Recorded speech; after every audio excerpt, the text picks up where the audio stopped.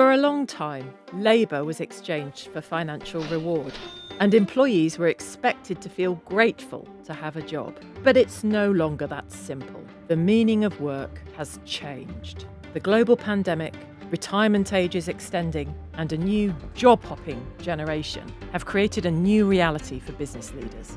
And employers are having to think far harder about how to retain a happy and productive workforce. I'm Isabel Berwick. I host the FT's Working It podcast, and I write a newsletter about the workplace. In this series, I'll explore some of the most pressing issues around the future of work and talk to senior leaders about how they are making work better. How is this going to evolve over time? For everyone.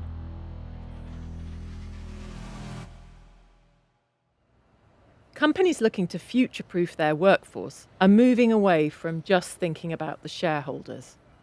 It's not just about your customers or the general public, it very much is about your own employees. Lots of companies have found this, particularly, let's say, big fossil fuel producers. The issue that they found was that it wasn't about the campaigners, it wasn't about their investors, it was their own workforce that was criticising them. Because of technology, people and employees who are not happy will be quite vocal about it. They are calling out wrongdoing however they see it. Global PR firm Edelman produces research on trends in business and society. I invited the company's global chair for workplace advisory, Sydney Roach, to the FT's offices to talk about the trends she sees in employee engagement and what business leaders need to do next. The meaning of work and its place in our lives has changed. Is that since the pandemic, or does it go back further? Social scientists have told us that when there are black swan events, such as the pandemic, such as like the recession in 2008, 2009, that people re-examine their beliefs, whether it's how they want to spend their time and what they want to prioritize. What we've seen is a shift in the employee expectations of the employer. Of the four institutions that we at Edelman have been tracking, business, NGOs, media, and government, business is by far the most trusted. With this high trust comes exceedingly high expectations. Employers are now expected to fill the gaps from everything from healthcare, mental health, food deserts, physical well-being. So if employers are fulfilling a much bigger role in their employees' lives, a kind of everything organisation, the barrier between work and home has blurred. To me, that sounds like a kind of going back to the Victorian thing, like the Rowntrees and the Cadburys of really looking after their staff. Is that a correct way of looking at it? I don't see it that way, actually. I see, if you think about employee value proposition, technically, the definition is the give and the get between employee and employer. And I think it's less paternalistic familial than it's contractual. These are my expectations of you as an employer. It's not just, this is a nice to have anymore. This is part of the cost of doing business with me and my services as an employee. It used to be more of a focus on, from the employer point of view, here's what I'm going to offer you in exchange for your work. And now it's more of an equal contract. Does that include things like excellent benefits and working conditions, or is it more intangible than that? Compensation and benefits will always be the primary motivation. But we know from our own research and third-party research that there's a rise of the belief-driven employee. So employees will actually choose a place to work based on employers where their values align. And I use that word values, but it could be beliefs, societal beliefs, political beliefs. People are really looking for the whole package. A 2022 Edelman survey found that Gen Z respondents worried more than older peers about issues such as health and finances, were heavily involved in social and political causes, and believed companies should do more to solve societal problems. Employers are finding it incredibly hard to understand how to deal with the younger generations in their workforce. Now, everyone's always been worried about younger people in their workplace. That's not necessarily new. But what's different this time is that the youngest cohort are digital natives. How they think about their working day is very different from years past. I worked late last night. Yeah, and I'm so tired, and I've been in so many meetings today, and everything. This idea that you would slog away for this perk or this job opportunity in years to come, that calculation doesn't quite exist in the same way. I think people want to see results far quicker. They also want to make sure that they are devoting their energies to the right thing at the right time. The idea that you would just work, 27 hours a day or whatever it is for a boss that you don't particularly like or a company you don't really believe in the values of, for example. These are calculations that are being made that just never used to exist before. In 2023, Edelman found that 93% of the workforce were influenced by co-workers in their 20s on topics like work-life boundaries. LinkedIn, the social media platform, has been looking at volunteering and community connection as a key way to help engage and retain staff of all ages. I do think this youngest generation is really motivated into wanting to feel like what they do matters, wanting to feel like they're part of a community. I think what happened during COVID is there was no community or connection anywhere. And I think as we're coming out of it, there's such a hunger to connect back and feel like you're part of something bigger. I went to LinkedIn's headquarters in Silicon Valley to meet its VP of Social Impact, Meg Garlinghouse. Through Meg's team, the company provides its staff with the chance to volunteer with the wider community. So Meg, tell me about this big space we're in here. This is one of 3 spaces we have in our office space around the world. It's here, San Francisco, and in Dublin. Employees can actually reserve the space if they're involved at a local organization and they want to host something here. So it's literally a space for the community. And we also host a ton of trainings. We're inviting job seekers in who just want to learn more about how to create a LinkedIn profile, or they want some tips and tricks on video prep. So it really is our way to leverage what is part of our assets, which is our space, so that the community can take advantage. Do you think the place of work in our lives has changed? Employees' expectations of what the workplace provides has changed so much. In addition to the employee feeling like they want their employer to help connect them and make them feel like what they do matters, I also think there's this huge new trend of being the place where they're in this constant state of upskilling, which is both good for the employee and good for the employer, and of course good for the world, because as we all know, like, the shelf life of skills has never been shorter. So we collectively have to be in this mindset where we have to be upskilling. And I think that drives incredible engagement from employees as well. We have a 5-generation workforce now. What are the biggest challenges that all employees are going to face, and what are some of the ways we can engage people? I love that there's the 5-generation workforce emerging, partly as I become on the older part of that generation.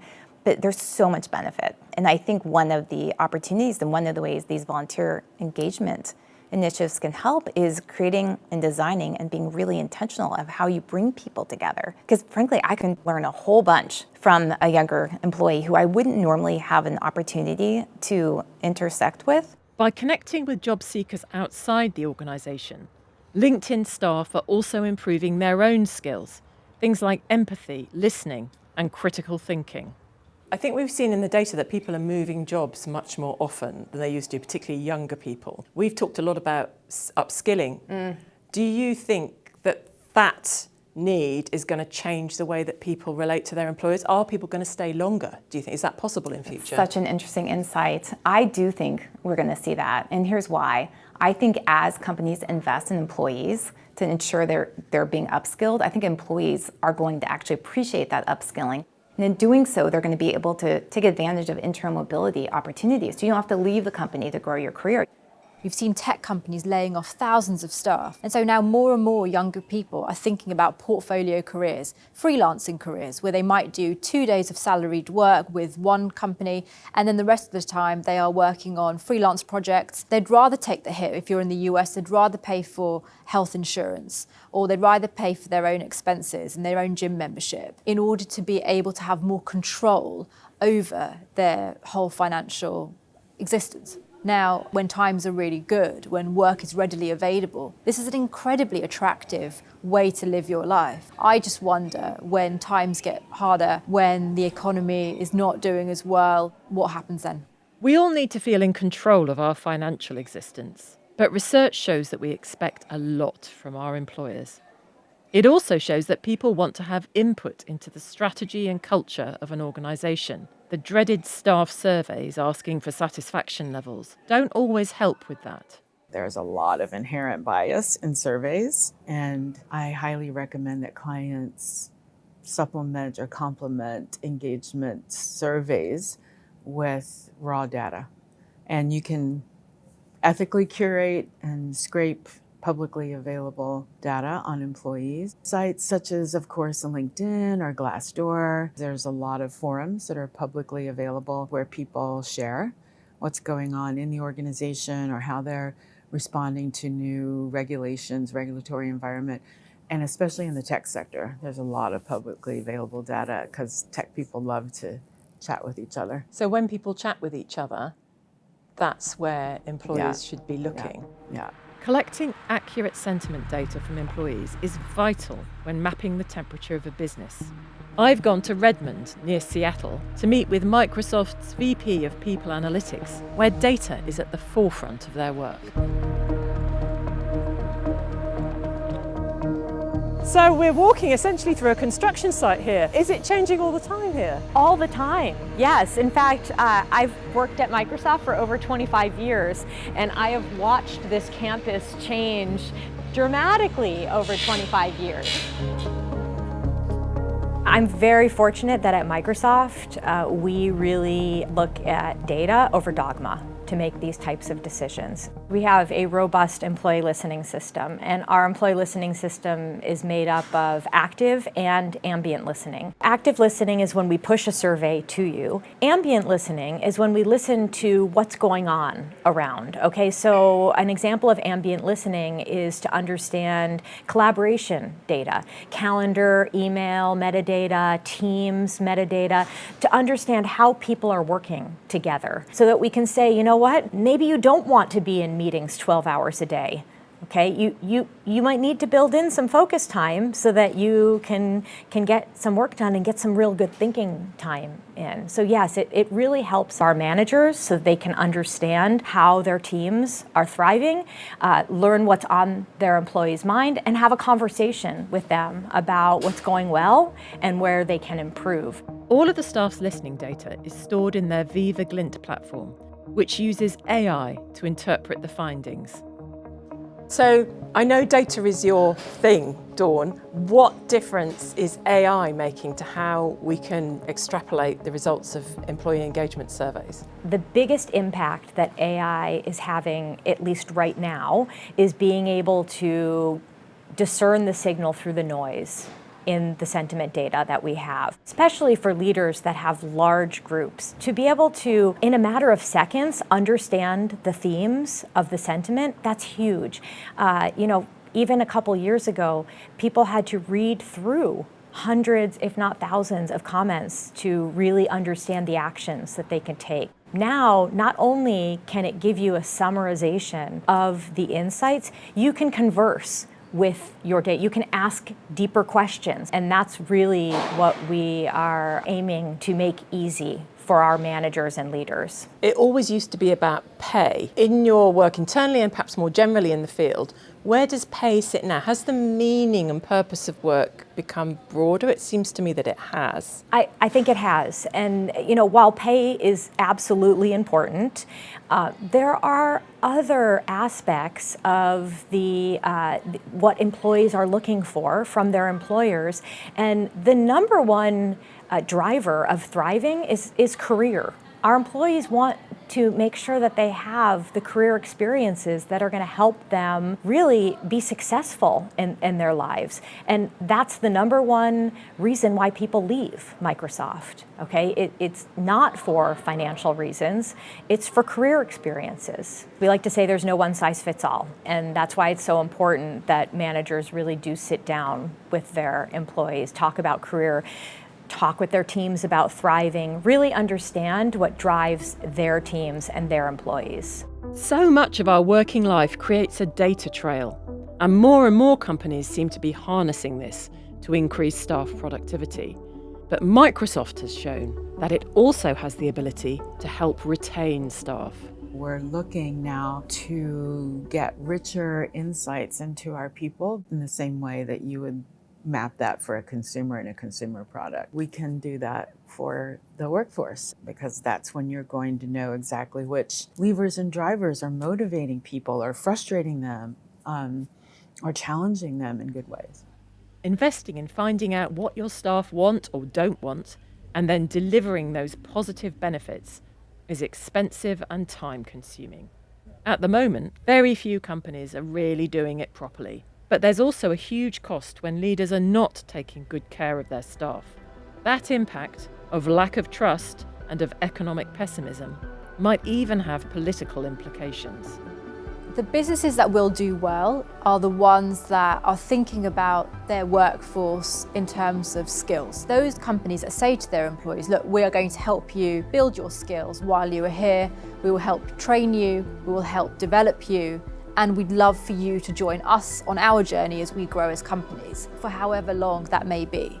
And if you think about it in that open-ended way, there's probably more of a chance that people will stick with you. After filming this, I became convinced by one thing. The future of work will belong to the leaders who treat their staff with the same care and respect that they give to customers.